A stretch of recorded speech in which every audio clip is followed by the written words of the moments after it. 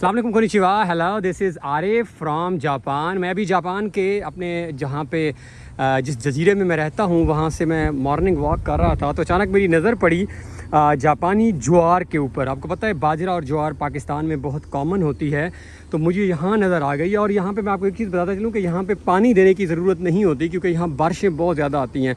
तो अगर आप देख सकते हैं तो बहुत परफेक्ट जो है वो ज्वार की फसल यहाँ पे रेडी है और आप वो एंड तक देख सकते हैं। अच्छा, ये गन्ना नहीं है, मैं आपको बता दूं, गन्ना इज़ स्लाइटली डिफरेंट है। आप देख सकते हैं बहुत लंबी इसकी हाइट है।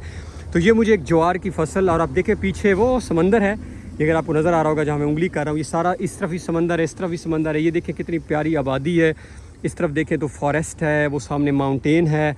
पीछे का व्यू मैं आपको दिखा देता हूँ। और यहाँ पे मुझे नज़र आई ज्वार की फसल। तो यहाँ पे गन्ना और ज्वार जितने मैंने देखे हैं, यहाँ पे लोग मुझसे सवाल कर रहे थे कि क्या लोग पानी देते हैं। तो लोग पानी एक्चुअली नहीं देते क्योंकि यहाँ पे बारिशें बहुत होती हैं, यानी हर दूसरे दिन यहाँ बारिश होती है और बहुत ज़्यादा बारिश होती है।